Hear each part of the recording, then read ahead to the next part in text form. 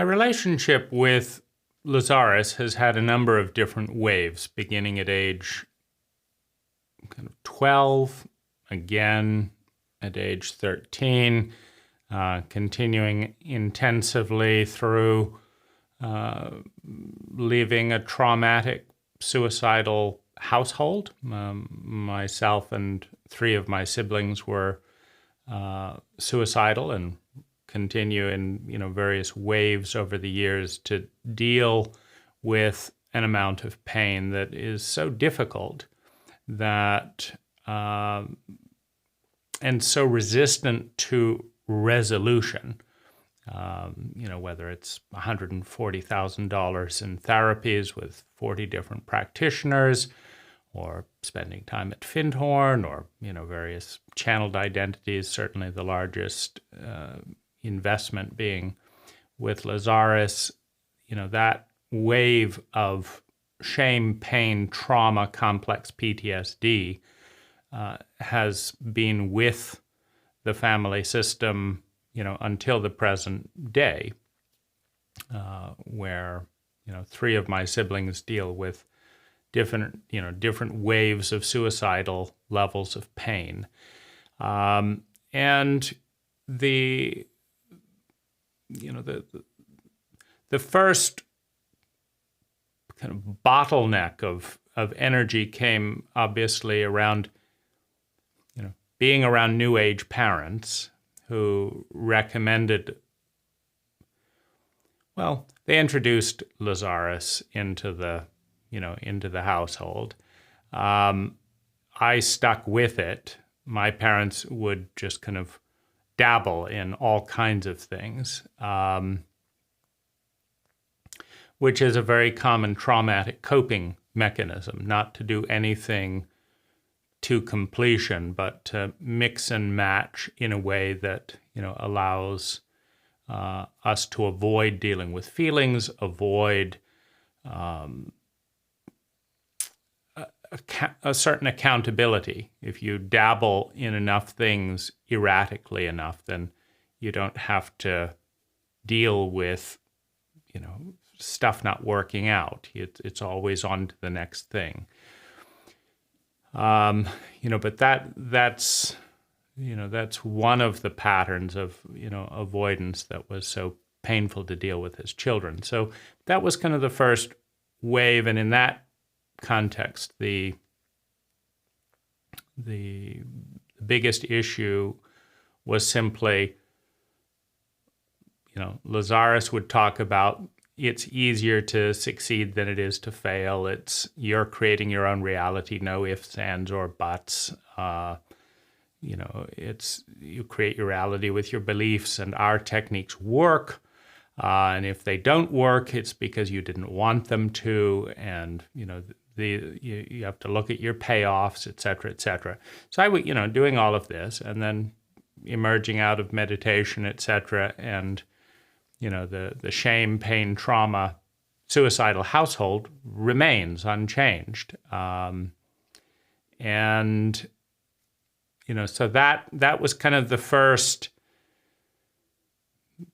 kind of pain around the Lazaris, material, was the implication that the childhood abuse that I and my siblings, I don't know when it stops exactly, in an abuse dynamic, because, I feel a sense of pain and invisibility anytime I speak about any of this to a family member.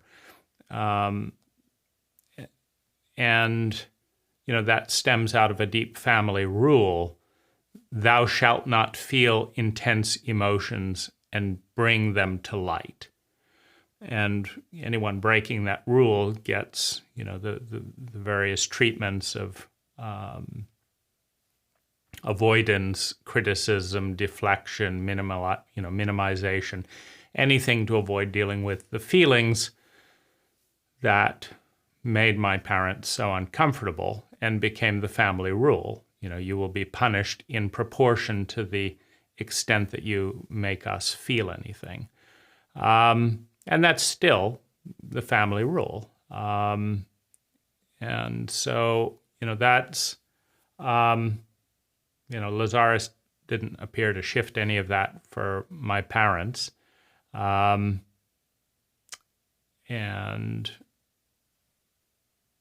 I'm not sure how much it shifts for me. Certainly I've gone in the opposite direction of looking for relationships that have vulnerability and feelings. But certainly at the time, in depression, in complex PTSD, with suicidal level pains, working, up to 3 hours a day with Lazaris during my teen years, it wasn't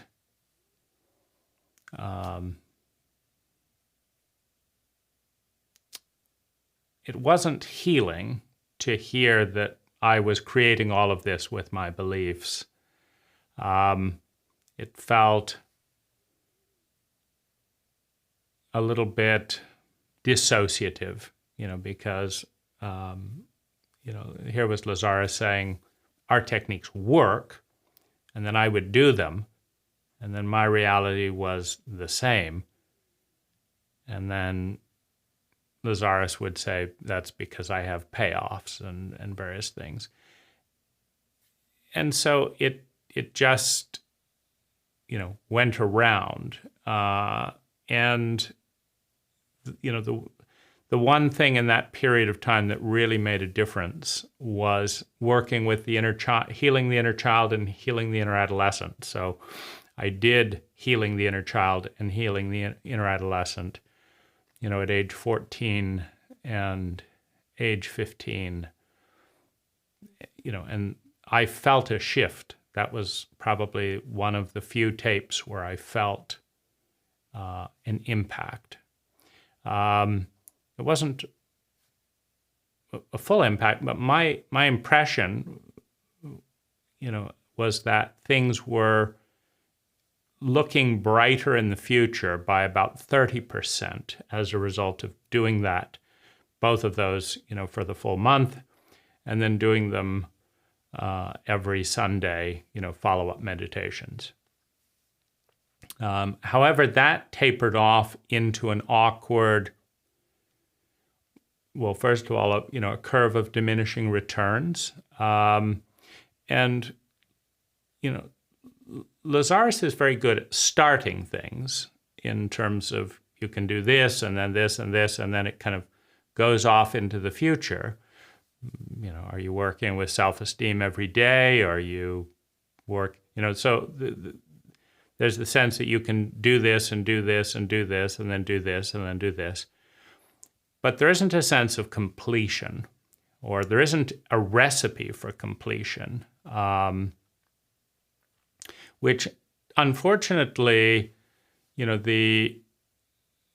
all children internalize their parents' incompetencies as an unlovability in themselves.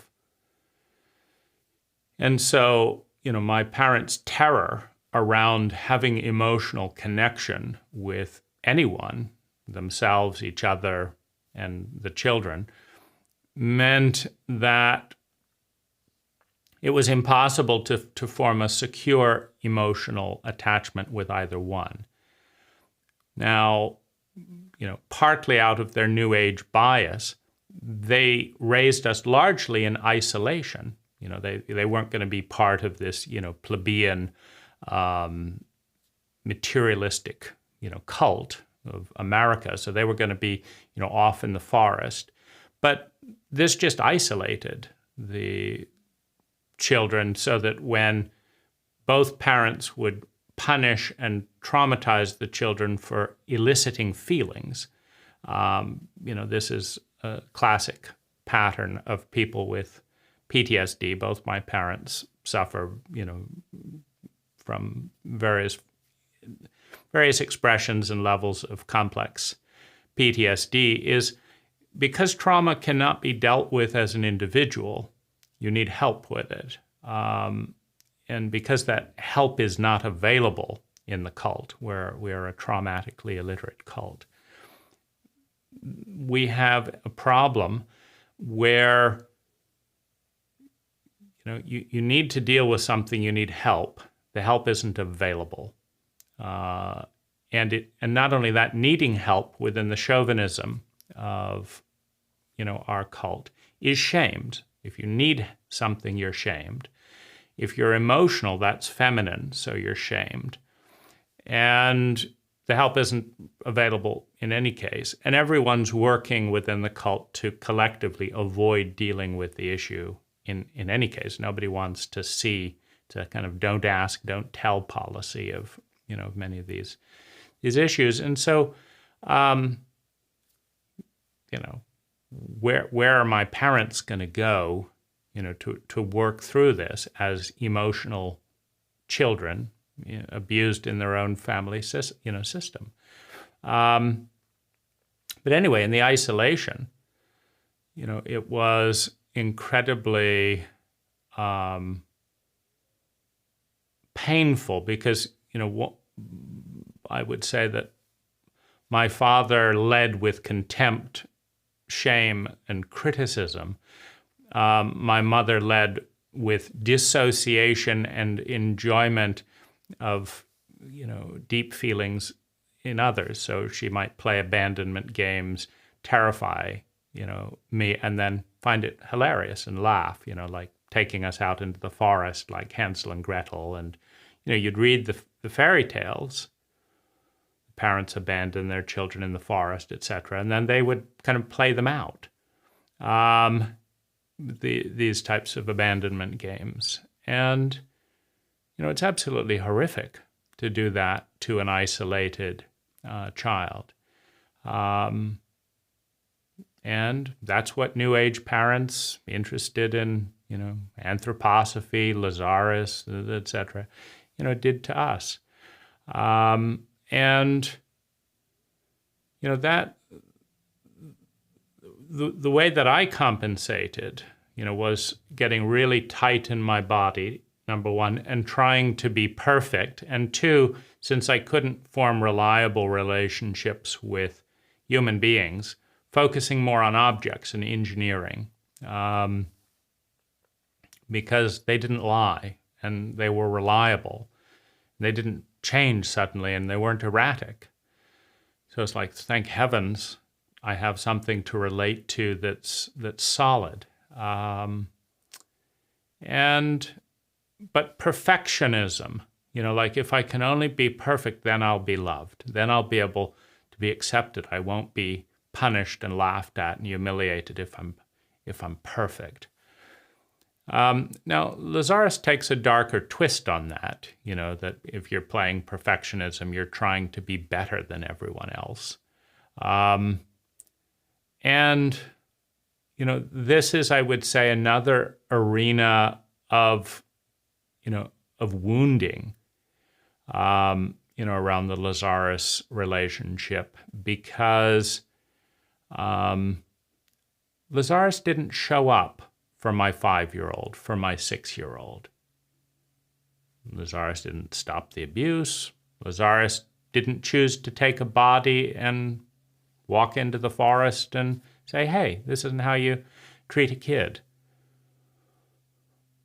Lazaris didn't answer the panic, the terror, the loneliness, the trauma of that kid who expressed that and then was sent into further isolation, into his room to, escalate the feelings that went unanswered in that complex PTSD. Lazaris didn't choose to show up in that dynamic. And a 6-year-old, a 5-year-old, a 7-year-old, I understand, having read the psychology books at this point, that it's too frightening for a child to admit the incompetence of their parents because they're in a completely dependent, and in this case, isolated relationship. You absolutely require the giants that have given birth to you for your survival, for your security in survival, for your love and belonging, and for your outside validation, which is more important than self-esteem when you're in a dependent relationship. So you need that. And you need to believe that the people who are in control of your existence, your life, who have the legal authority, the financial authority, the scale to kill you or help you, you need to believe that they're good people. Because if you believe at 5 years old that you are being raised by sociopaths, that you are being raised by morons, that delight in masochism, that want to give you as many of the feelings they don't know how to deal with that they can. And they're going to do this mercilessly for the next 10 years, and maybe you'll survive it, maybe you won't, but that's what you're up against. This is too depressing. This is too hopeless for a 5-year-old. And what can they do if they admit that there's nothing wrong with them? There's something wrong with the culture around them that would enable incompetent parents to have as many children as they want, to just ignore the statistics. Because we know enough, if we want to. We have a don't ask, don't tell policy, but anyone who does ask and looks at, the data knows enough to be able to say, okay, so both of you have various forms of PTSD. You're both terrified of feelings. You've received no competent parental training. You haven't gone through therapy. Both your parents hit you, used physical violence. There's power dynamics here in the marriage. You've got, these aspects of fear and frustration. You're isolated. You don't have intergenerational or community support for what you don't know and don't know that you don't know. You've got very high odds of severely traumatizing your kids. I mean, those are the odds, but it's fine to just go ahead and have children anyways, or not to bother gathering the data around these statistics. And so, this is not a friendly cult to children and its people. It's an ignorant cult. It's a shame-based cult. It's a fear-based cult. It's a highly traumatic and traumatically illiterate cult. And it's the cult that we are in. Denying that that's going on simply passes the burden full force onto children who have little or no support.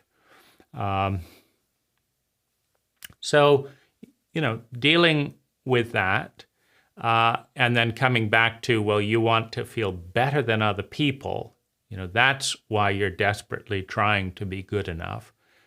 It doesn't add up with my experience of, the issue. It may be a part of it. But, I guarantee you that 6-year-old did not, frantically, desperately dealing in trauma, tried to figure out, gee, let's see, how can I feel superior to everyone else? That's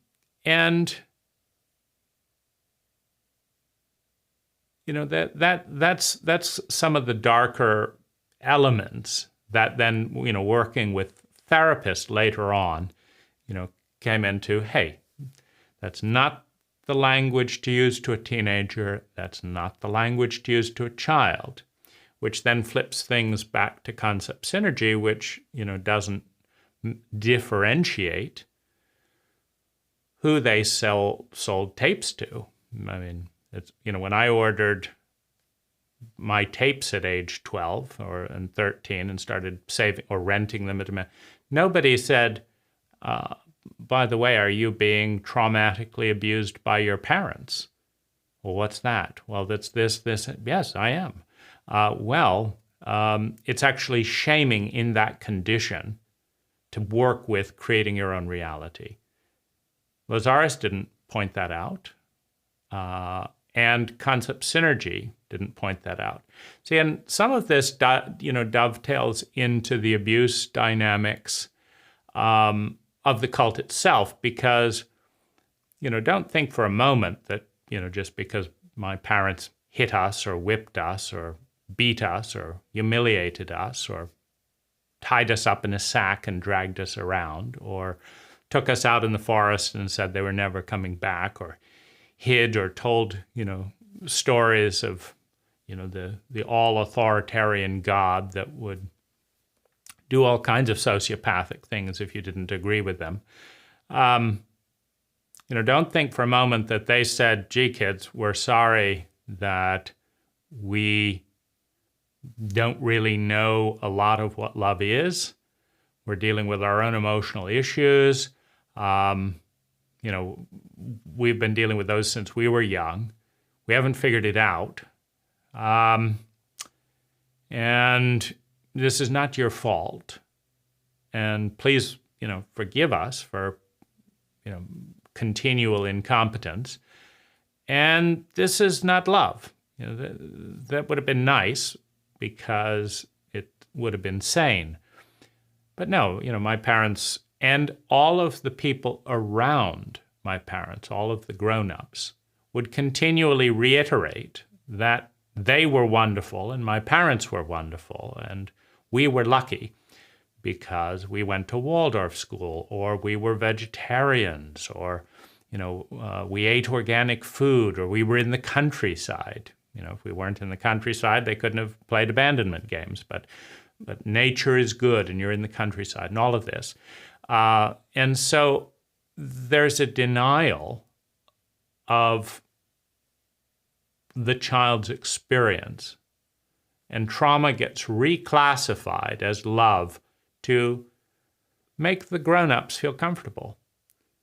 The same is true in that iteration with the Lazaris and Lazaris relationship. Because although Lazaris doesn't show up, now Lazaris says it's our choice not to be physical. Okay. But Lazaris also talks about loving us more than we will ever know.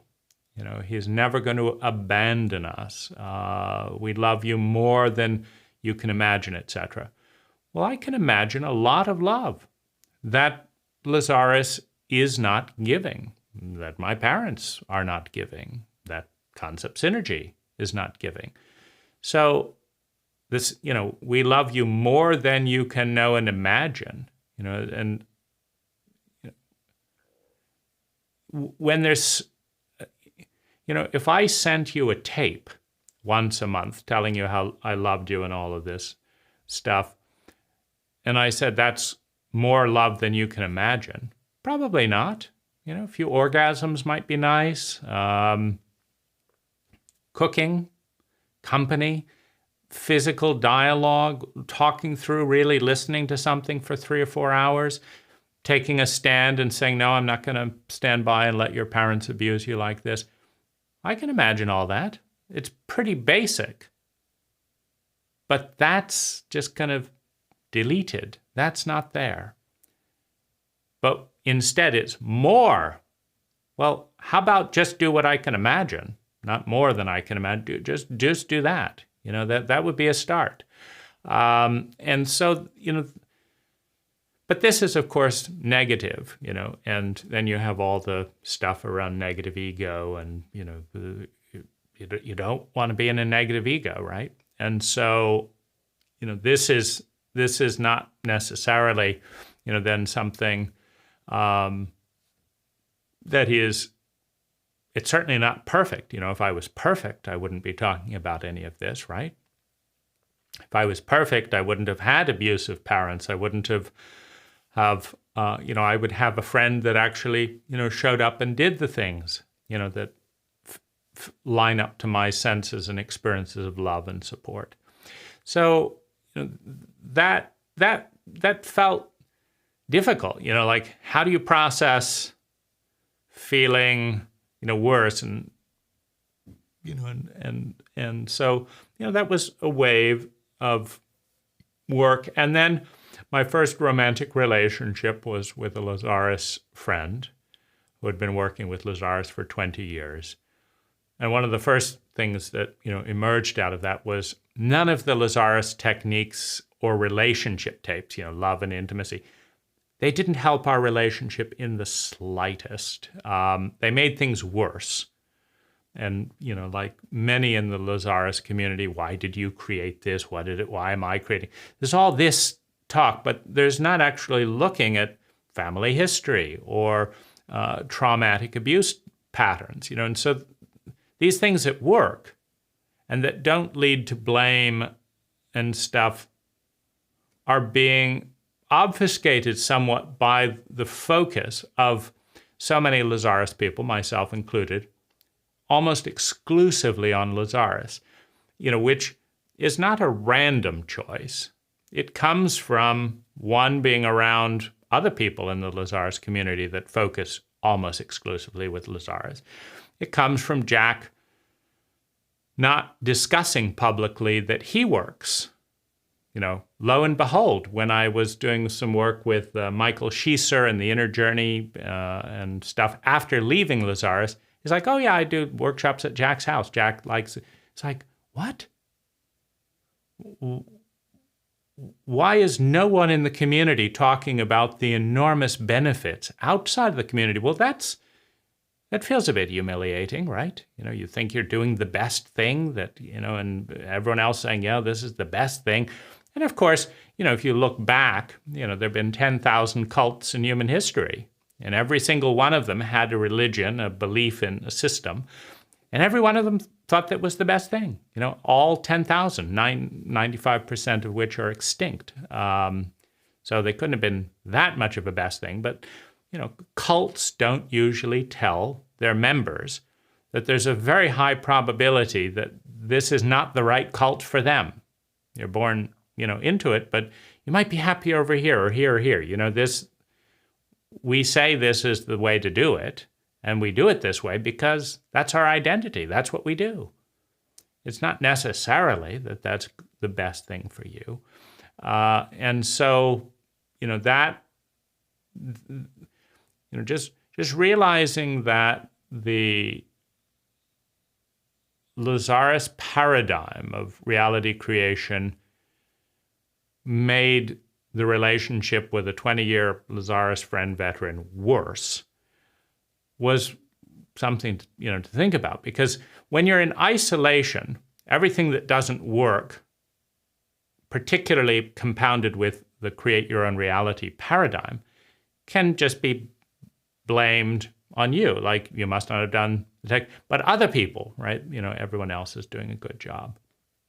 And of course, that's why you're not loved, because you're not perfect. And so, do more techniques. Well, this is where, Lazaris's protocol of adding, endless techniques. I don't think you can fully get through the entire lineup of tapes. I tried in, my adolescence. So, I had, well over 100 titles. I don't know, 200 or 300 titles, something like that. And listening to them and working with them, 2 or 3 hours a day. But, it's pretty clear you're not going to be perfect at doing all of the Lazaris techniques perfectly.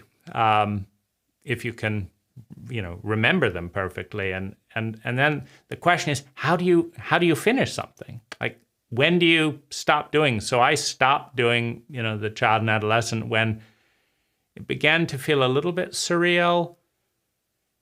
It was a little bit, fantastical. I was relatively isolated, and so my inner world was definitely getting more, much more active and interesting than my outer world. But there was a certain dissociative depression around that as well. And so it almost felt like it was painful to stop meditating and go out and deal with this. There's the screaming, there's the shouting. It's like I didn't want to keep widening the gap in my inner vision of what I desired and what was happening, with the constant refrain, in the back of my mind that, I always got what I wanted and and our techniques work and stuff. And so that's a lot of bullshit to give to a teenager. So I want to just give that back to Lazaris and concept synergy at this time. That's not helpful for, a 14-year-old suicidal boy in a traumatic American household. I think that boy deserves an apology from both Lazaris and concept synergy. I'm sure from my parents as well, though that's beyond a shame-based person's ability to do. That, and it's not, it then, it adds to that anxiety around not being good enough, not being perfect, to then have to pay a therapist who then starts, therapizing the other therapist. So, I saved up babysitting money and all of that to, rent the Lazaris tapes at the local metaphysical store and all of that to, be able to, gather the materials. That was like a good 70% of my, complete income. At the time was, going to, the Lazaris tapes. But then, to start doing therapy and then find the one therapist says, yeah, that's a destructive, shame-based thing. And now you're paying more money to, hear that the other person's thing is wrong. But this also, just that 6-year-old's desperation to be good enough and to be perfect has not left me. It didn't leave me with the inner child or adolescent work. It hasn't left me in $140,000 of therapy. I can feel that vibration in my body right now as I talk. Not perfect, not good enough. I'm not going to be loved. I'm going to be abandoned. And that terror is still there. Lazaris has talked about his techniques being a little too powerful. We have to make sure our techniques are not too powerful and this and that, and they work and stuff. But Lazaris doesn't explain why 98% of the people who have ever worked with Lazaris are no longer working with Lazaris.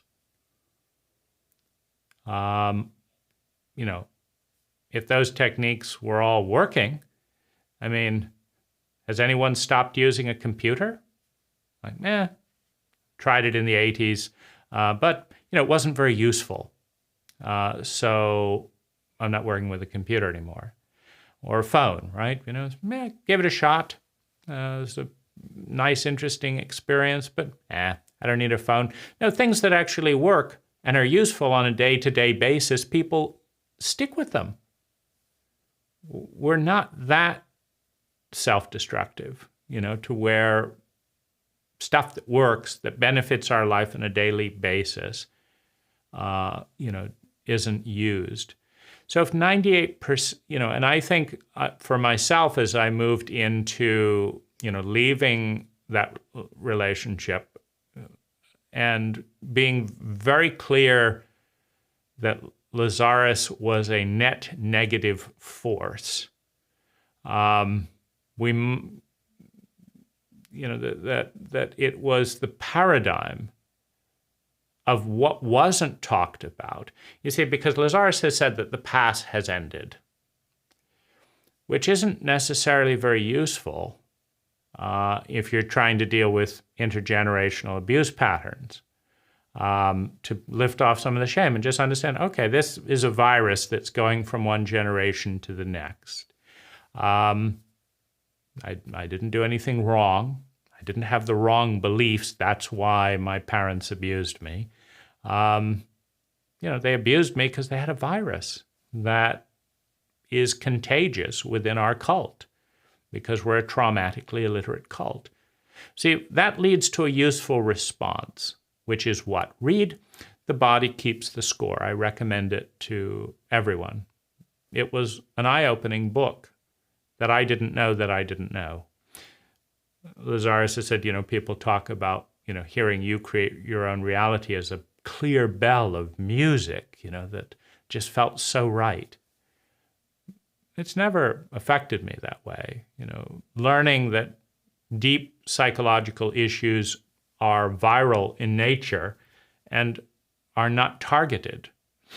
My father hurt people in direct relationship to how close they were to him because he was afraid of getting close to himself, which means he had to avoid getting close to anyone else, which means he had to discourage people from getting close to him, which means that it made sense that he would punish people the closer they got to him.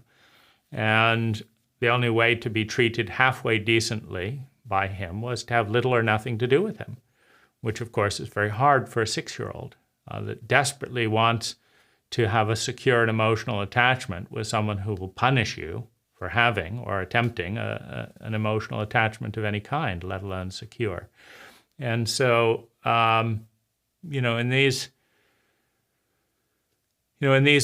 reading, I have a casual acquaintance with, my first relationship partner, back, I guess, 20 years ago, when we developed our relationship. She's moved on from Lazaris, but she hasn't moved on from shame, and she hasn't moved on from traumatic triggering. She was the first romantic relationship partner to re-trigger a major trauma and cause dissociation in my body by raging and shouting when I was in a trapped space. That's not what I would call a technique that works. A phone is a technique that works. You press the button, and if 98% of the people dialing a number on a phone and clicking send were getting wrong numbers, hang-ups, or the opposite, they called Julie and Mark answered, they're not going to do a room of beliefs or talk about creating their reality. They're going to go to the phone company and get a refund and get a phone that actually calls people 99.9% of the time. And so in that context, it's, I think it's noteworthy that 98% of all of the people who have ever, listened to a tape, gone to a workshop, heard about and had some nice, events, etc., are not actively working with Lazaris on a daily basis today, but are actively using cell phones, using cars, using things that work. And, I think it's unfortunate if the focus is on their payoffs as opposed to considering the question, why, for the most high resonance, blah, blah, blah, the highest teacher ever to touch the planet, the high, all the highest, all this stuff, the techniques at work, why 98% of people wouldn't use those techniques that are not working for them, but would continue to use other techniques like a car, a house, food. Food always works, when you're hungry and you eat some food and then you're not hungry anymore. I mean, there are techniques that work. You pound a nail and it goes in every single time, even if you have payoffs. But, I just felt confused, why something like this by someone who loves me, not just as much as I can imagine, but more, the more than I will ever know, isn't helping out. Okay, so Lazaris, what do I do now? So now that I know that I have a negative ego and I have payoffs, okay, bust the ego. So obviously I didn't do that perfectly enough because the techniques still aren't working, right? So I'm going to be punished. And in a shame-based cult, you cannot bring up any of this. I certainly couldn't bring it up to my parents. I couldn't bring up to my teachers. It's negative and unpopular because it's negative to bring some of this up to new age people at a positive workshop, right? Because everyone puts on their smiley face and they're this and, goes to show off how successful and wonderful they are. So if you say, these techniques don't seem to be working, I feel shame, why should so what do you think about therapists saying this is unhealthy?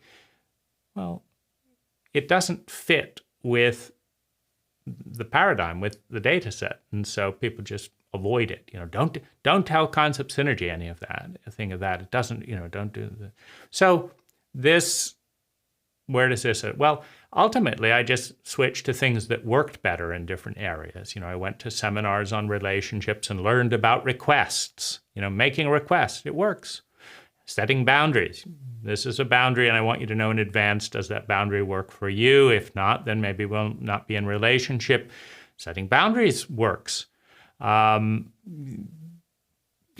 kinds of things work hundreds of % better than looking at your payoffs and going to the room of beliefs around relationships. Now, in that same vein, it is an interesting question if being in relationship with a Lazaris friend who's working with Lazaris is more difficult than having a relationship with an average member in the cult. I don't know the answer to that. I know that the average,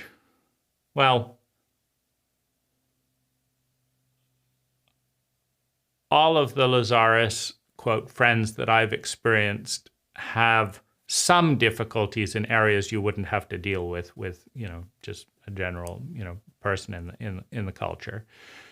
But I think it would be an interesting study to see, what Lazaris people fight about and how many people fight about that, and are there more or less overall conflicts, et cetera, than with the larger community. And I'm 100% confident that Concept Synergy will never send out that free survey, which costs nothing to send out and everyone can fill out and then look at the data, because shame-based companies, people, systems absolutely do not want to hear, that they could do better or this is what is actually going on and it's not working. In a capitalist framework, it's bad for business to break the pretense that, if you just work with Lazaris for 20 years or whatever, then you'll have a wonderful relationship, a wonderful future, and blah, blah, blah. Because if people said, you mean if I work with Lazaris and learn all of his paradigms and this and that and the other, and do all these techniques and go to all these workshops and buy all these highly priced crystals and stuff, then I will have a great life. I will do that. But that's, that would be, a reasonable thing. I mean, I think that's usually what people are considering. If I learn about Buddhism for 20 years, if I, do this, if I get rich for 20 years, whatever it is that the ladder is, the goal for every human being is to feel sustainably better and avoid feeling chronically worse. And I think overall, we rationally evaluate, does this seem like the thing to do unless it's an addiction, in which case we say this isn't a good thing to do, but do it anyway. But I guess, therapy and metaphysics and all that can be an addiction. But I think most people, have an expectation that if you engage with a Lazaris friend, it'll be a better experience than with a non-Lazaris friend, on the supposition that, Lazaris has stated that everything is ultimately resonance causation. He has then stated that he is the highest resonance that ever has, is, or will communicate with the planet, joining thousands of other gods and deities and religions over the history of humanity that all said the same thing, that, Ra was the highest god, Thor was the highest god, Jesus is the highest god, Lazaris is the highest god. So there's a lot of high gods in the population of Earth's cosmology and mythology. But everyone puts a certain amount of weight on that and believes. And so, the supposition, if everything is resonant causation, if Lazaris is the highest resonance, Lazaris has said, whenever two resonances are in the same place, the higher goes to the lower goes to the higher. And Lazaris has said, we're not budging. So that if you want to be close to us, you've basically got to raise your resonance. And resonance is the ultimate reality creation. And you've gotten close to us for 20 years or whatever it is. Well, you would kind of hope that reality creation would lift statistically, a noticeable amount after being around the highest resonance to ever touch the planet. Because Tony Robbins is not the highest resonance to ever touch the planet and doesn't claim to be. But, like if someone hangs out around Tony Robbins for 20 years versus hanging out around Jach or Lazaris, what's the statistical correlation with reality getting better? And if reality gets better around Tony Robbins than it does around Lazaris, and resonance is the ultimate reality creation, seems to be suggesting that Tony Robbins has a higher resonance, which I'm not suggesting that he does, but I'm, just bringing a little bit of data that a 14-year-old doesn't have, and, might be too frightening to think about, not having other friends. And Lazaris was my friend, a paid friend, which I think it's good to look at and unpack some of these things because we have so many things in the cult, like escorts, prostitutes, are shamed, as are the primarily men who use them. So if you shame someone for paying for friendship, and then you rent a friend or buy, a friend on a monthly basis where every interaction with your friend is a paid experience. You want to see your friend on video? Here's your friend on video. Pay, $60. Want to listen to your... So the reason these things are important is if you buy in, just because you don't want to be the enemy of everyone in your cult, if you buy into the idea that prostitutes and people who hire them are shame-based or inadequate, or even like if you were valuable enough, you wouldn't have to hire a prostitute, or if you were valuable enough, you wouldn't have to buy a friend. You'd just have a friend who wanted to be there. And so these things are not unpacked. I mean, I've never heard that explored, but I discovered it when a therapist sexually abused me under the influence of psychedelics and charged me for it. And, I have a 10-hour recording of the whole thing. And I remember how much I asked him to take money out of the relationship because it felt deeply wrong to charge someone for love. And that's what my therapist was doing. As a prostitute, my therapist was charging me for love. And there's definitely that sense, that, I'm not good enough to be loved because I am, and of course, Lazaris says, we love you just because you exist. And to hear him say that, pay $29.95.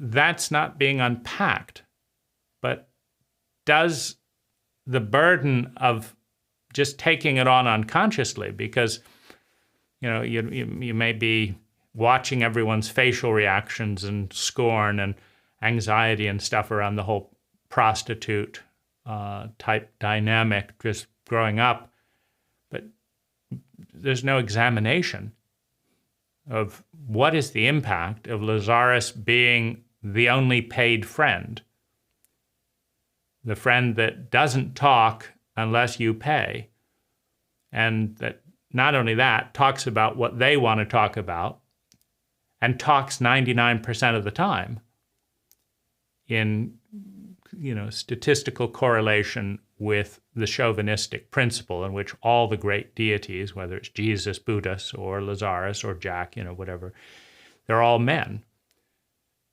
who talk most of the time. My entire relationship with Lazaris consists of Lazaris talking 99.999% of the time and me talking 0.9% of the time and feeling rushed and like I wasn't doing it well enough. And so I wasn't drawn to do, more of that. But then what's wrong with me if the greatest, resonance and all of that, isn't working out for me? What are my payoffs that that's not working? I want to also just highlight, I think, one of the unique challenges that anyone working with minority paradigms. So you have the dominant paradigm of the cult, and then you have the minority paradigms. And so, Lazaris is primarily American-driven. He has not translated any of the materials into Chinese, for example, or any other language. And so, but there, one of the impacts of even exploring this, because I do not know with any certainty whether making a video like this is overall beneficial, meaning leads to more sustainable well-being, or not. And part of that is as a Lazaris friend, I have multiple paradigms. So, there's the paradigm of focus on intention, and what you give attention to is your reality, and with intention and all of that. And so, one could say that this is a negative focus. And so my reality is getting more and more negative the more I explore and talk about these things. So that's one paradigm. The other therapeutic paradigm is get it all out. The scientific paradigm is gather and disseminate the data, because it might have been nice for my 14-year-old to have actual conversations with real people, or to be able to look at Jach's life and realize that Jach certainly wasn't doing anything perfectly either, was making bumbling mistakes all over the place. And he was that loved by Lazaris, or, what is that? The definition of competent love that I really like, that I've developed, because I remember all the awkwardness of trying to kind of navigate uncomfortably within some of the relationship tapes with my Lazaris fiance before we separated. it wasn't clear. But this is, to me, very clear. So it's loving enough to care. It's a process, right? Loving enough to care. Caring enough to take time. Because this is right where I disconnect with, 99% of Americans, Lazaris fans or otherwise, is we're keeping busy, right? Asking for, 4 to 20 hours of quality time for an American a week, is it's a big deal. The average San Francisco Bay Area woman wants to spend 11 hours a week in a committed romantic relationship. This is barely, enough time to enjoy a few good meals, make love, catch up on the week. It's not, the time necessary, to go into traumatic history, love languages, the paradigms with which the relationship operates. And so caring enough to take time is just absolutely pivotal. I find it takes 30 hours of quality time a week as a comfortable space within which to explore the relationship and stay, firing on all cylinders and conscious of what's going on mentally, emotionally, and physically, and financially, and in other realms in the relationship. It's a very, very important thing, and so caring enough to take the time, taking the time necessary to see and be seen, physically, emotionally, mentally, financially, etc. And so that's what I find is it takes that amount of time to comfortably see and be seen.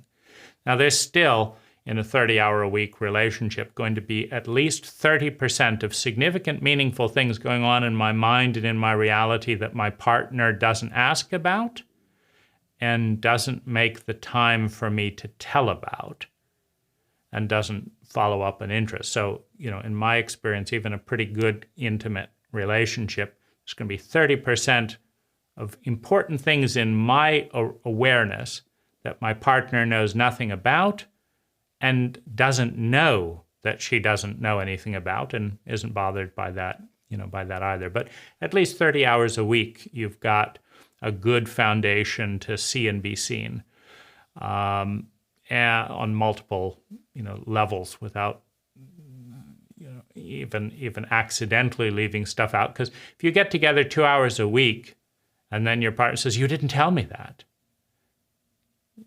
Yeah, I didn't tell you 90% of stuff that you didn't ask about that doesn't fit into 2 hours a week, And I'm not going to just start spouting at high speed 1.5 playback all the things that you might or might not want to know for 2 hours, just so that we can get to that point and then, the visit is over. There's a tremendous amount of institutionalized invisibility. So caring enough to take time, taking enough time to see. Now, if you see something, I see it, but to really see something, you look at patterns.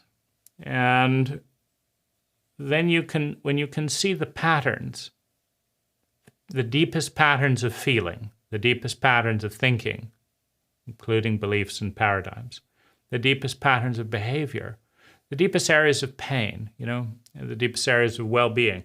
When you see the patterns, when you see them enough, the seeing moves to understanding. And if you understand enough, the understanding blossoms into empathy. If you do not empathize with someone, you do not understand them. Or you are traumatically impaired. If you are induced by trauma into the reptilian state, you cannot feel compassion, love, or empathy for yourself or anyone else. The empathic brain has been frozen under the pain, grief, and weight of trauma and PTSD. And so but other than that, if you are not induced into a sociopathic state by chronic trauma and the incompetence to repair that trauma. See, because for an individual to be traumatized in our cult, number one, and for that trauma to go unhealed, number two, for decades, number three, and no one be doing anything about it, number four, and no one thinking it's a big deal that nobody's doing anything about it, number five. That is a level of incompetence, ignorance, terror, and suffering that is almost impossible to deal with. Hence, more Americans commit suicide than die in car accidents every year. But that is a universal level of incompetence, of cruelty. Every single person in the cult that goes along with that protocol and doesn't do something about it, doesn't write, why the fuck aren't we learning about trauma in high school? Why the hell aren't parents getting at least a free pamphlet of, like, here's a questionnaire to see how likely you are to abuse your child based on the best data to date. You want to fill it out? Was your parent an addict? Have you done any therapy? Have you done any growth work? Do you know the difference between discipline and punishment? Do you plan to hit your children? Were you hit? Do you know what trauma is? Do you have it? You know, how about a point system and say, just so you know, you're in a free country, so do what you wish, but you have a 95% chance of severely traumatizing your child, and they will have access to this information. We recommend that you get your score down to this amount or lower before having a child. If you don't believe in abortion or whatever it is, foster things that have been trained, or just hold off. And these are some courses that statistically seem to benefit. We'll measure and we'll keep measuring and we'll do this. I mean, that would be intelligent. And it takes a tremendous amount of cruelty to say, nah, I don't want to do that. But I'm also not going to do anything else, right? It's like, okay, so what do you want to do, right? Well, you've got a better plan that's going to protect children from this level of abuse and pain. Nah, let's watch TV. Let's listen to a Lazaris tape. Let's go into the room of beliefs, and I believe that, America is going to be trauma literate in the next generation, and that people are all healed. I believe that, and so please don't tell me that my technique was wrong by pointing out your depression. I thought I'd handled that, and so these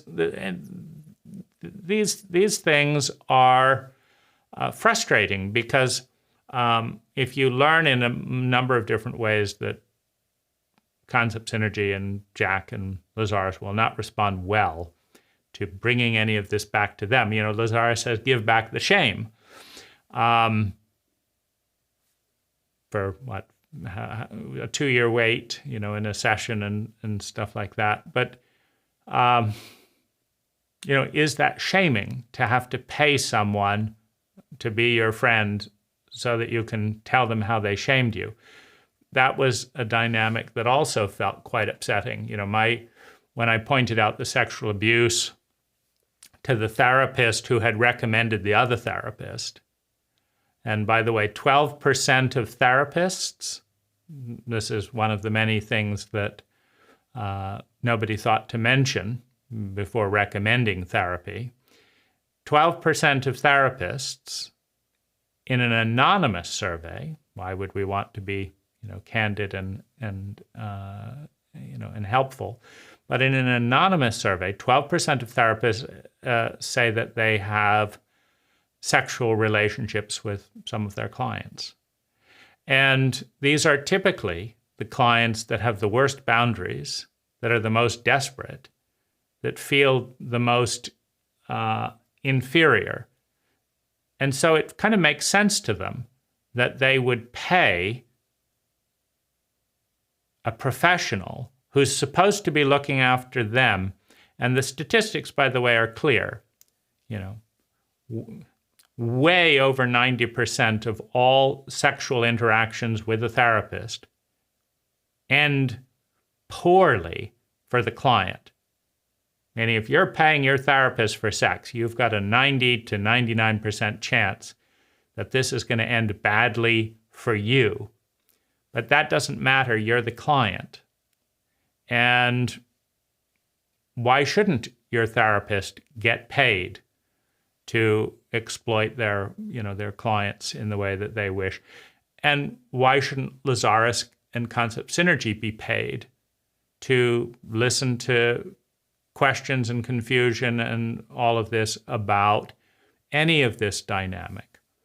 Why should Concept Synergy have to do an interview, for example, and answer questions about, well, did you consult anyone? Have you done any? Do you think it's responsible? Do you think you are able and willing to respond to send out a survey and see how many teenagers dealing with the Lazaris material are left with shame because you sold them a tape that you didn't bother to check if they were being abused. You didn't help them with the abuse because you're not trying to help children with abuse. You're trying to sell tapes and make money as a for-profit company. But you see, everything that you do, Concept Synergy, Lazaris sanctions by causing or allowing. Lazaris caused Concept Synergy to exist. All he had to do was not show up. But he also allows every single thing that goes on in Concept Synergy. And one of the many, hypocrisies is that Lazaris doesn't ever talk about his payoffs for creating a reality in which many of his friends suffer a lot and have compounded suffering because they feel responsible over and beyond the fact that when you have an emotionally illiterate cult, when you have a traumatically illiterate cult that is traumatized, there will be suffering. There will be trauma. It will feel miserable. The question is it going to feel more miserable or less miserable if you reiterate as a primary refrain that you create your own reality? And how much do you respond to data? But I intended this to go well. But it didn't. It didn't. Led to a teenager being shamed. I thought it would be fun to take the kids out in the forest and play abandonment games. It was fun for you, Mom. It was fun for you. I remember you laughing and enjoying the helplessness that I felt. But it was terrifying for that child. And you don't want to deal with that either, do you, Mom? You don't want to it was just a little fun, right? There's just a few tapes. We're not a cult that likes to look at how to respond. I mean, the highest resonance on the planet, people hanging out with Lazaris for 40 years, no one at Concept Synergy can respond with love, with science, with compassion, with gathering data. That's the highest resonance that's ever going to touch the planet. Well, that's depressing. I mean, anyone who believes that resonance is reality, is your primary reality creation, and Lazaris is the highest resonance, and that the statistical probability fields around the Lazaris community are the highest thing that's ever going to happen to humanity. I mean, what a future. And so that's, so the sense of self-shame, depression, bitterness is moving outward. So, here's your shame and incompetence back.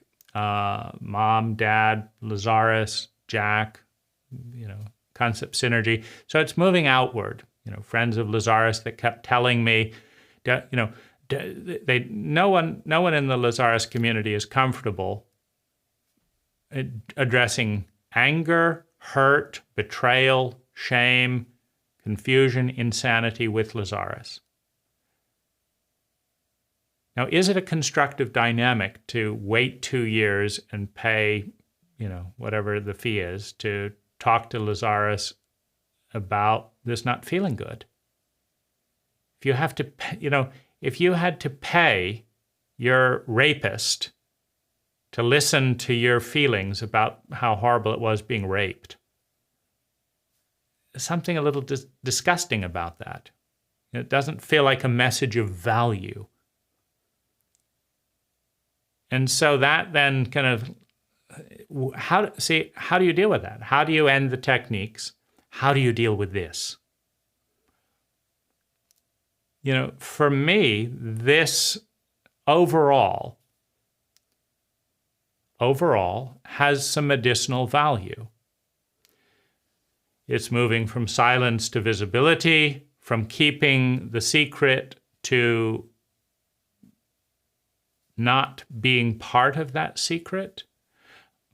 It's moving towards science. It's moving from being unheard and unlistened to heard and listened to. Those aspects are definitely positive. It's also moving from the domain of the unquestioned authority to the questioned authority, which is part of the progression towards adulthood, which doesn't happen in many traumatized children. The part that is traumatized and dissociated never grows up and is always afraid of getting in trouble by confronting authority. I have that part.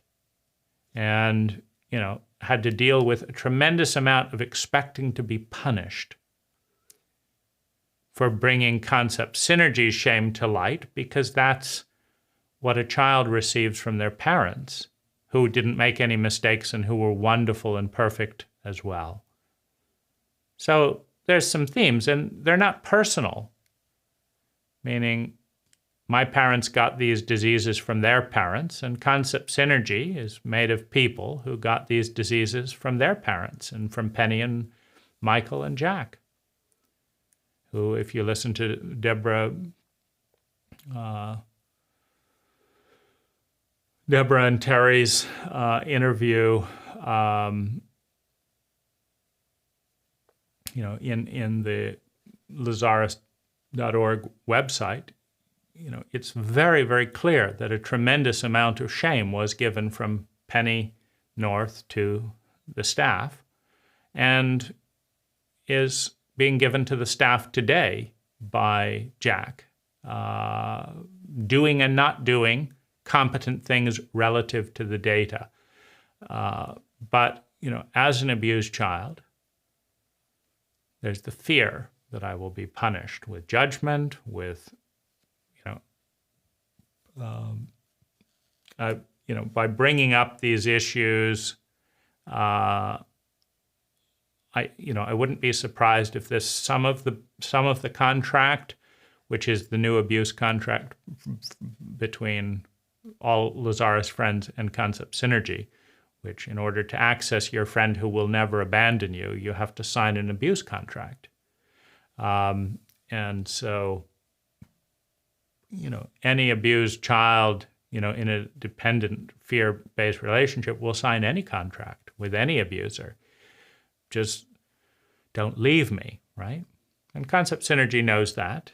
And so they wrote a particularly absurd and draconian contract that, if Apple or Microsoft asked the public to sign the contract that Concept Synergy has asked people to sign, I think there would be outrage.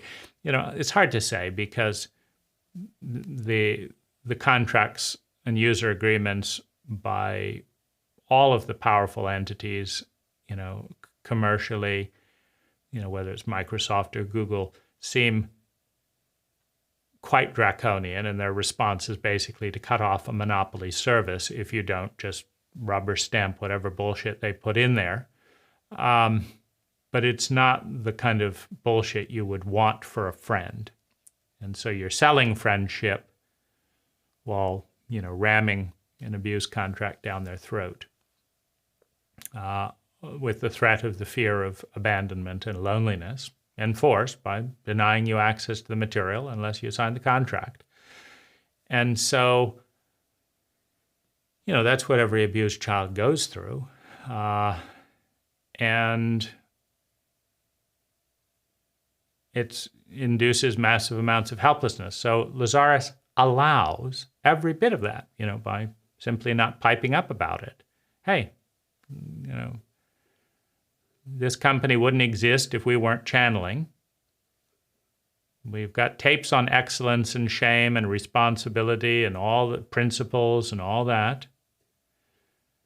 And we're not going to put up with a company violating our recommendations, our company, a monopoly that we created and allowed. So Lazaris, of course, could do something about that. Be nice if they did.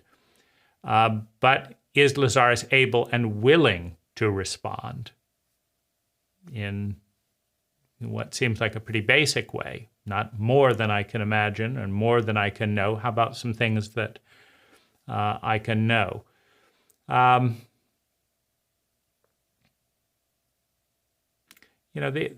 These things are just taboo. You have in the larger cult, you have taboos around sex, you have taboos around abuse of power, the hypocrisy of parents, around addiction and stuff. In the Lazaris community, you have taboos around pointing out data, science. Lazaris will go right ahead and tell you to think and be willing to be wrong in pursuit of what's right. And, we'll tell you till the cows come home to think and explore excellence and all that. Will any of the Lazaris friends do it? Will anyone at Concept Synergy start responding to any of this? After pointing this out, I got, that I'd been barred from the group for not putting, that I agreed to the abuse contract. I got an anonymous refund from Concept Synergy for the months they had charged me but blocked me from accessing, the stream. But is that excellent, competent, responsive? We don't even want to talk to you? Well, that's Concept Synergy, not listening to the whispers until they become shouts. This particular story is a repeating theme that is present in relationships with Lazaris for decades. Don't ask, don't tell, don't respond, don't listen to the whispers. Does that contribute to 98% or more? I think it's closer to maybe 99% of all the people who have ever, worked with Lazaris not working with Lazaris today. And is that something to respond to? Is there a response that's more effective than silence and just pretending it's not going on? And labeling, I don't think Lazaris, unfortunately, has ever created a label of someone leaving Lazaris to do something better. But I've had that experience a number of times where, as I said, having listened to the Lazaris relationship tapes and getting nowhere, I went to one weekend and my relationships got, 70% easier and more effective. They didn't claim to be the highest resonance that will ever touch the planet. They just taught me useful techniques for navigating, delicate arenas in a relationship that worked. And so, I think it's important to introduce a narrative with the relationship and with the Lazaris material, is that there are things that can and will work a lot better in certain areas for you that have nothing to do with Lazaris, and that it's important to do an objective analysis of results, of impact, not intention, as Lazaris would say, but impact. What is the actual impact? Well, if the actual impact of one weekend is it's more fun, more dimensional, and I learned 70% more than I've learned in all of my time working with Lazaris relationship-oriented stuff, well, the impact is very, very good, and the cost is 10 times lower in time and money, and enormously lower in insanity and in frustration. So that's a superior technology. And I think it's very important to introduce the idea, because it can also go both ways. It may be subjective person by person. Maybe someone went to that workshop and didn't get much out of it, but would do Lazaris and have a 70% benefit. That may be. I haven't met them, but that may be. And so what's really important is to gather data about these things and to lift the shame that is strongly linked with these types of things. I wanted to make this video as a general update. And so, what's happened since kind of publishing the website and writing, because one of the things I believe strongly about is that anyone who's been promised by Lazaris to be loved, eternally and never be left and all that, it would be consistent with Lazaris's stated commitment to not subject friends of Lazaris to the abuse contract that is the user agreement to stream anything on Lazaris.com or access the forum. This is a destructive contract in many ways that is the opposite of, breaking shame and psychic contracts, etc.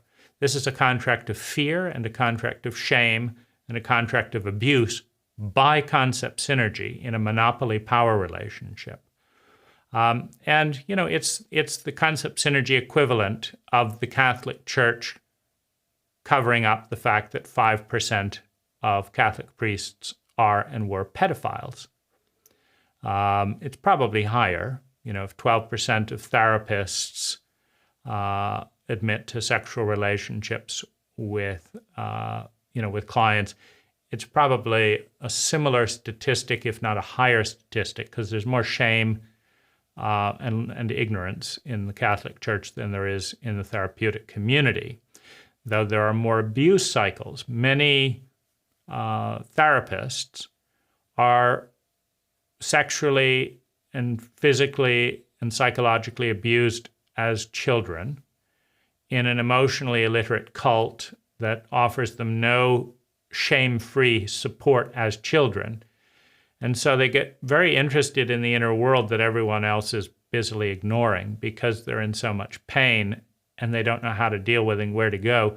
So they study psychology in college and stuff and and therapy and stuff to try and figure themselves out without feeling ashamed, basically, because to ask for help is to be ashamed, but to study something. So then they get their degree, and you're not going to get a marketing job with a psychology therapy degree, necessarily, although there's an obvious connection. So then they become therapists. Some of the most abused, traumatized people in our cult have become therapists.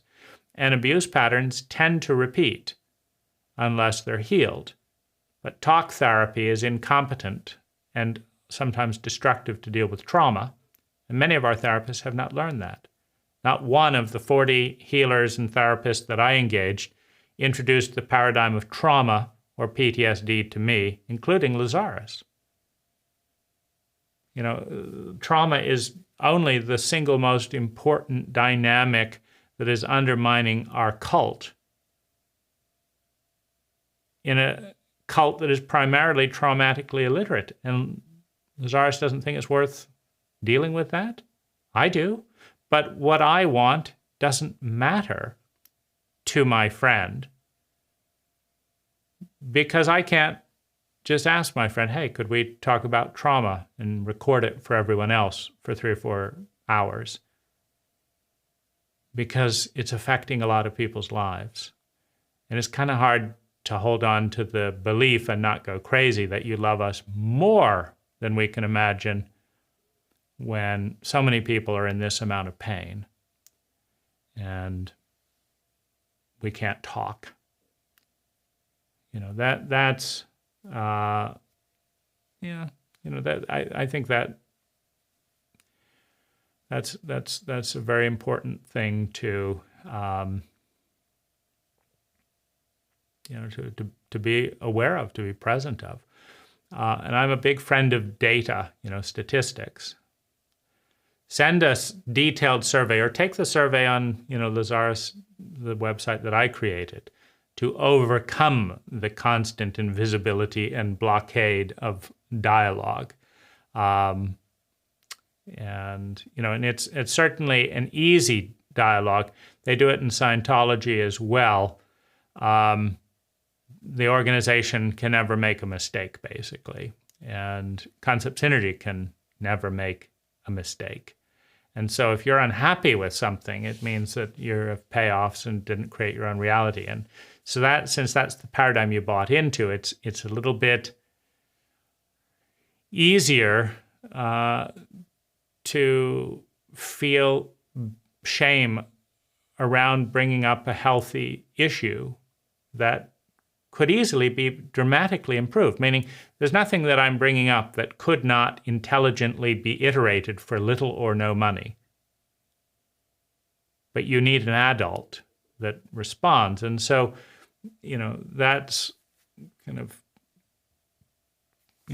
where things are today, to complete the awareness of empathy, that when you understand enough, you empathize. When you empathize enough, you change. You honor what you empathize with by changing, by attuning, by responding. Understanding enough to empathize, empathizing enough to attune, to respond, to change, to honor. And attuning enough in a feedback loop, gathering data. Like, how is this for you? Okay, I'll make an adjustment. How is this for you? Okay, I'll make an adjustment. That's attunement.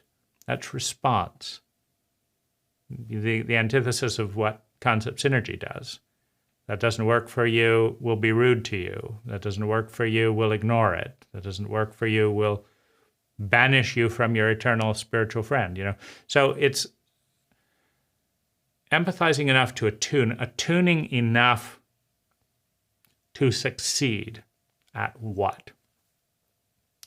Facilitating, first, one's own survival, security, love and belonging, self-esteem. The discovery and development of one's gifts, one's talents, one's skills. The birthing of those skills, those gifts, those talents into the world competently enough to create abundance for yourself and then for others. And becoming part of something bigger than yourself, a purpose, a focus, an identity, bigger than the limited self. I'm not just a scared, abused person trying to get through the day. I'm part of a movement towards transparency, a movement towards data, a movement towards vision, a movement towards more truth and less hidden shadow. let's at least talk about what's in the bag. And in this movement towards transcendence, if you will, love enough to care enough to take enough time to see enough to understand enough to empathize enough to attune enough to succeed at helping first yourself and then another human being to survive, to feel secure, to experience love and belonging, to experience self-esteem, to develop their gifts and talents, to bring those talents meaningfully into the world and become part of something bigger. If you give that gift to another human being through competence, time, attunement, and the love to do so, they will feel safer. They will feel pleasure. They will feel excited. They will feel self-love and self-regard. They will like themselves more. Their sense of abundance will go up. Their sense of wonder will go up. Their gratitude will go up. And the sense of dissolving boundaries with you will take place. And what's left is a union, an honoring of the unity between two particles in the fractal whole, two individuals in the cult, that love each other, loving enough to care enough to seeing enough, that feel safe without needing boundaries. And that feeling of unity is a feeling of joy, a feeling of wonder, of abundance. And this is how the virus of love spreads, because it's completely natural for a competent lover to elicit love in response. And once you love, there's nothing that's more amazing, more incredible than to love.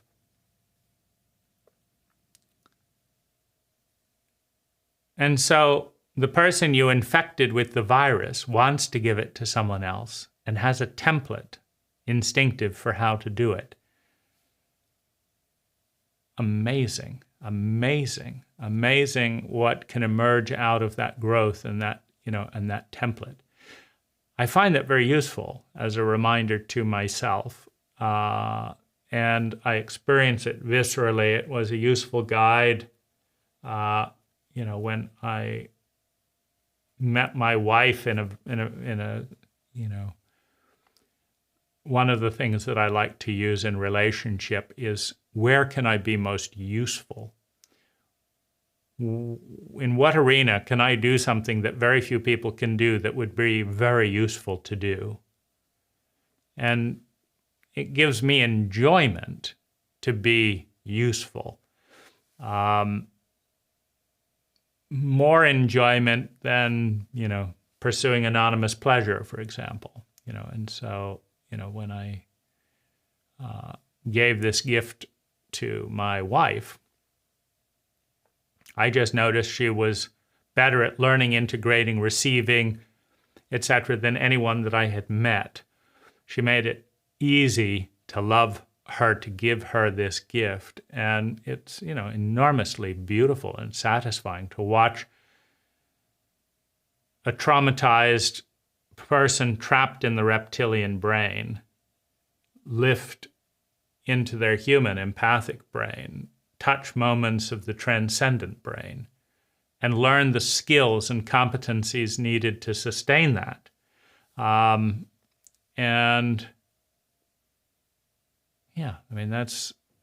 That's absolutely out of this world, and you can't do it with tapes. You have to, when her body was shaking initially around the trauma, I would lay on top of her and provide a tension such that she could get into her body and breathe with me, feeling absolutely secure that she wouldn't be abandoned. And we would breathe there for hours and hours until the regression stopped and she could come and, move into the world. Any human being is capable of that kind of love. It's just neither Lazaris or anyone that I know has been capable of giving me that gift or preventing, the dynamic in childhood, or even being interested in whether it felt shaming to an adolescent to ask them to be more responsible as a minor than the parents around them. These are things that an intelligent cult of any kind would examine. But it is not something that is that concept synergy is willing to even enter the paradigm where they would be responsible, able and willing to respond to explore this. And the techniques have not worked. The Lazaris techniques have not worked to create competent adults out of the concept synergy staff or Jach or Penny. And I don't think the Lazaris staff, Jach and Penny, should be shamed because they do not know how to create a loving reality with adults as adults. Because I don't think Lazaris is competent at initiating an adult in a human. They may not have taken that on as a goal, choosing to cause and allow in their reality creation what we're dealing with in this. And I also do not think it's in any way personal to Jach and the concept synergy staff. I do not know any adult where I can say, yeah, that's an adult. I do not know them. I see them on videos and stuff like that, and it seems like, yeah, that seems like an adult. But I'm not sure because, I made a great tape about, or a great, blog about fathering, and being an adult father. That doesn't mean that I'm very good at it. It just means that I can do a great video about it. Lazaris may be wonderful, and I would say Lazaris is phenomenal at making videos and recordings and all of that. But that doesn't necessarily mean that Lazaris is very good at initiating an abused child into an adult or giving the kind of feedback that helps someone grow and iterate rapidly. And so there's a lot of things to discuss. But in the childlike relationship between, a cult center and the following, you cannot explore any of these things within the Lazaris community. So then you're dealing with ex-Lazaris people. So they contact me at times, and I've had some interactions with, people. It's like, yeah. It's like, I'm glad you said these things. But I don't think that's as healthy as people within concept synergy, dealing with this and responding, if it's easier to succeed than it is to fail, and you've been making, tens of millions of dollars by falling asleep for 40 years, hopefully you can afford the same therapist that I can and have, why not have an open panel discussion, the incompetencies of therapy and where that comes from, and, the incompetencies of a long-distance virtual relationship where one party does 99% of the talking. you're probably going to have a little bit of trouble with anyone in that relationship, particularly if you have to pay your lover or your friend to send the tapes, you know. I'd like to be in a relationship, a friendship that's more than you can possibly imagine. You send me $59 a month, I'll send you some tapes, and if they don't work out for you, then consider what's wrong with you and how to fix it. You know, that's not going to work out if I start that particular template of reality up with a girlfriend or something. It's not a good protocol.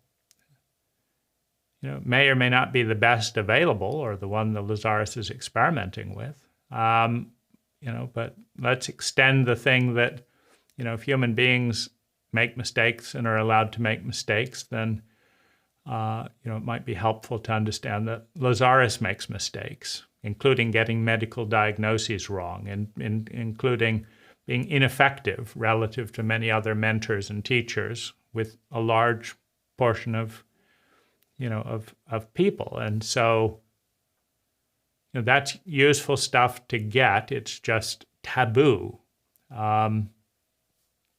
So there's some usefulness in talking about this and doing an update. So this, you know, I haven't made a video about this for 3 or 4 months.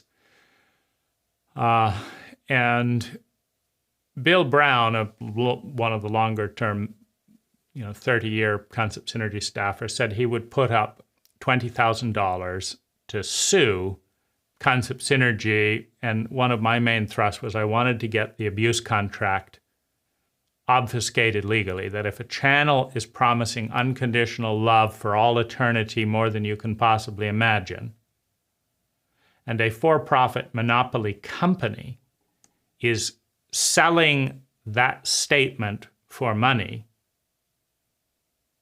but is doing so retroactively, meaning, you know, all the Lazaris friends that joined decades ago didn't get this contract, nor did they get a warning saying, by the way, if you choose to believe that Lazaris is the highest deity of all time, and therefore and pay us tens of thousands of dollars for workshops and crystals and stuff, if you choose to do that, later, you know, 10, 20, 30 years down the road, we're going to issue a contract and we're going to cut off relationships with your spiritual friend. Or you have to agree to something you don't like, you don't want, and that is the antithesis. It's all about domination, fear, and control. The antithesis of everything you've been learning. Because if it's not crazy making enough to have your New Age parents give you all their hypocrisy and then traumatize you, let's have the highest deity to ever touch humanity, let's have them do the same thing. And then let's have you shushed up and not allowed to talk about it without being shamed and have the same taboo thing. How about that? Is anyone going to sign up for that? Oh, that sounds fun. Let's do that. So the person signing up doesn't know that this is coming. You know, and so I don't like that. You know, that bit could be cleaned up, at least stop the abuse. You may not be competent at, you know, all these other things, but at least stop the abuse, you know, and giving people shame contracts. So Bill Brown had offered that. But Barbara Brannon and Terry Clancy don't want to do the deep intake forms. So, you know, there's the videos that, you know, are on the site where they're listing all the many areas they think are unhealthy. But Bill Brown really took the time to spend 4 hours and go point by point through so that I could have a clear picture. And Barbara and Terry said they were going to do it, but they didn't do it. Now, some of this, I think, is a complicated thing. Some of it is loyalty with the abuser. That's one dynamic that always takes, you know, is one part. One of the things, I think, is their own multiple paradigms. You know, you've got the paradigm of the snitch. Then you've got the paradigm of the healthy whistleblower. Well, they're both in there. You've got the paradigm of being negative and creating your own reality. You've got the paradigm of science and data and being transparent. You got all these paradigms in there. But the bottom line is, Terry and Barbara are having a tough go of it in a lot of areas. And in a shame-based cult, we punish people for failing. We punish people for being in pain.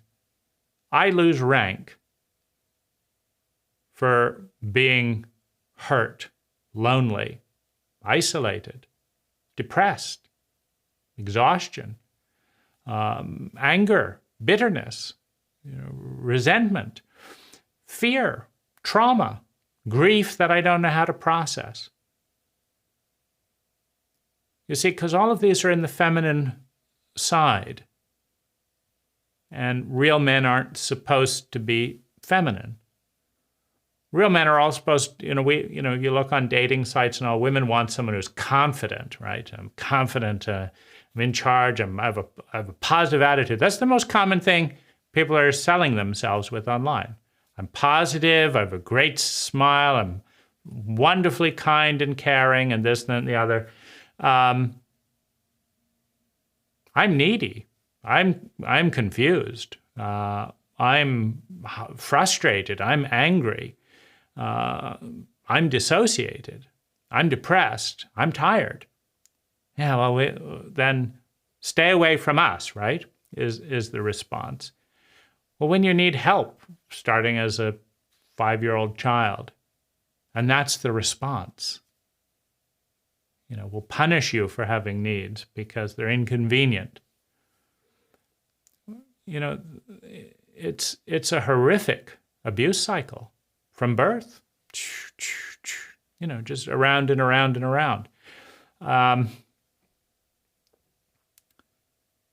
so, I know that I lose rank and am basically shamed with rejection and isolation the more I own any of this.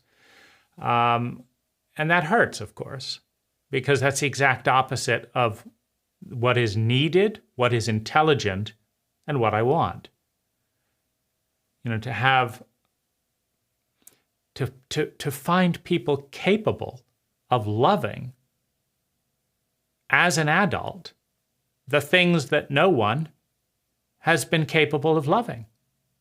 Meaning, I haven't been capable of loving it. My parents weren't capable of loving it. There's usually a correlation because you have the internalized parent template. And it gets added into insanity if your parents didn't know how to love you, knew how to abuse you, but then they call that love, and they say that it's wonderful and you'll be punished for bringing anything up. You stop thinking about it, and so that then becomes the unquestioned template for love, which is to then abuse oneself and other people. That's... the response in this cult is very clear: fear and avoidance. It's not competent, it's not adult, but then that gets shamed. Well, you created your own reality, you go deal with this, right? That doesn't work, by the way, but shame-based, incompetent people are not interested in what works, they're interested in what unloads some of their feelings, right? And so I understand, that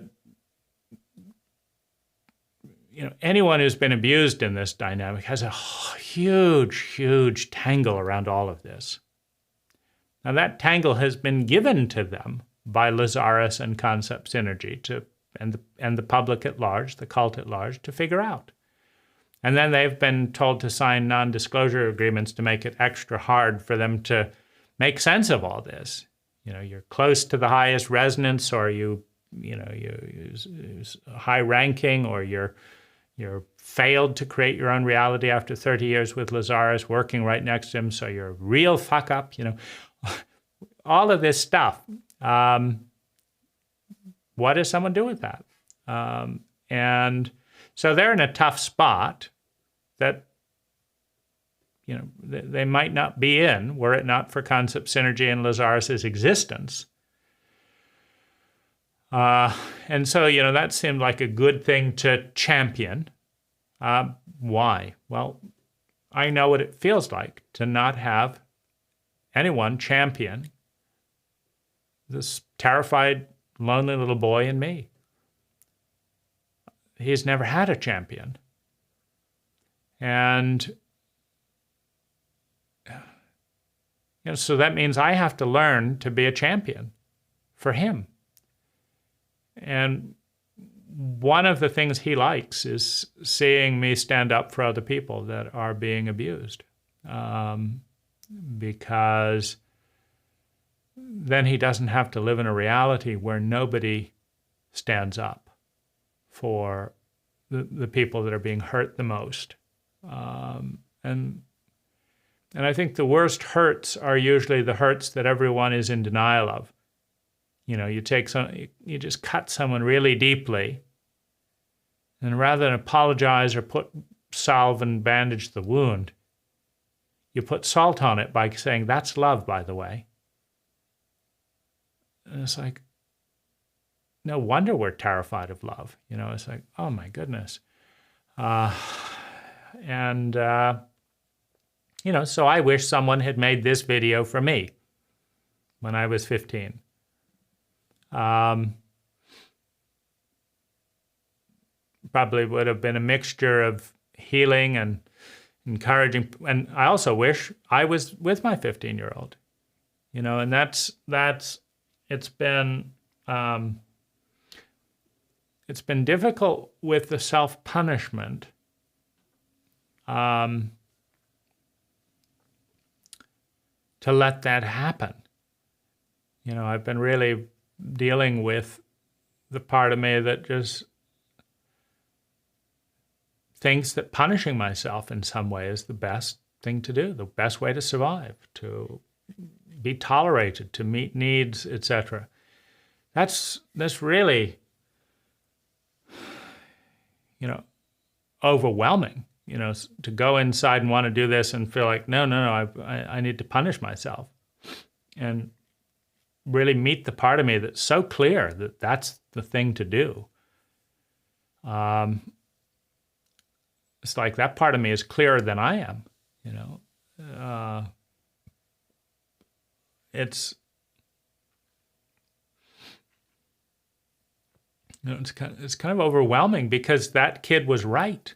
Punishing himself worked at the time. And nobody came along and offered a better approach. And so he's sticking with it. And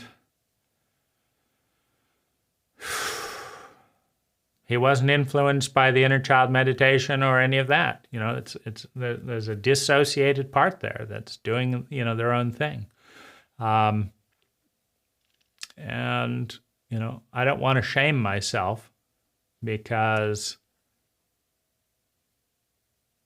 I don't know how to respond to that dissociated part. But that's that when either Barbara or Terry followed through with the very detailed intake, that would help me understand what the patterns were and, to file a court proceeding to stop the spiritual abuse involved in whether it's selling children stuff. I think they've changed that with the agreement, but they're not cleaning up the past. That's ended, right? They're not apologizing.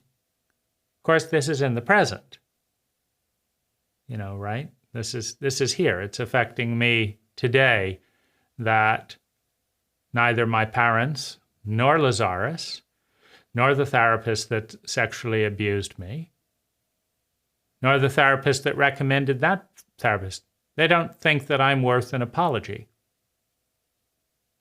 It's not even about me. They're shame-based people are totally focused on themselves.